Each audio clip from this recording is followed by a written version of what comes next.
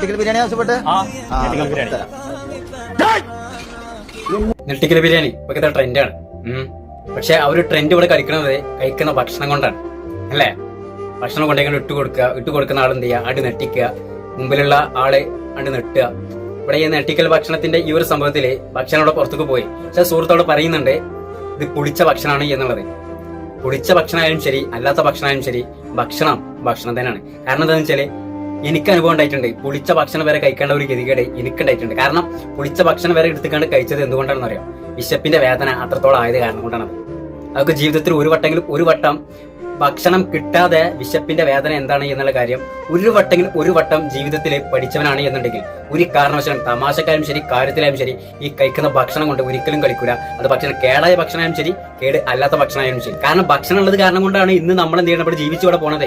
ഒരു ഭക്ഷണം കിട്ടാതാണ് എന്നുണ്ടെങ്കിൽ നമ്മുടെ ശരീരത്തിന്റെ അവസ്ഥ എന്തായിരിക്കും? ഭക്ഷണം കിട്ടാതെ മരിച്ചേക്കാൾ അവിടെ പോകില്ലേ? ദാഹിച്ചുകൊണ്ടിരിക്കുന്ന ഒരു സമയത്താണെന്നുണ്ടെങ്കിൽ എത്ര വലിയ അലാക്കിലെ ഭക്ഷണമാണ് മുമ്പിൽ കിട്ടുന്നത് എന്നുണ്ടെങ്കിലും ആ സമയത്ത് നമുക്ക് ഭക്ഷണം കഴിക്കാൻ വേണ്ടി തോന്നില്ല. ആ സമയത്ത് വെള്ളം തന്നെ വേണം. അതേമാതിരി വിശന്ന് നിൽക്കുന്ന ഒരു സമയത്ത് വെള്ളം എടുത്തുകൊണ്ട് കുടിച്ചിക്കണേ എന്ന് കരുതിയിട്ട് നമ്മളെ വിശപ്പിന്റെ ആ ഒരു വേദനയോട് പോകില്ല. ആ സമയത്ത് ഭക്ഷണം തന്നെ കിട്ടണം. വിശ നിൽക്കുന്ന സമയത്ത് കുറച്ച് വെള്ളം എടുത്തുകൊണ്ട് കുടിച്ചാലേ വേറിന്റെ ഉള്ളിൽ നിന്ന് ഇങ്ങനെ സൗണ്ട് ഇങ്ങനെ വരുള്ളൂ. പക്ഷെ നമ്മളെ വയറേ നിറയൂല.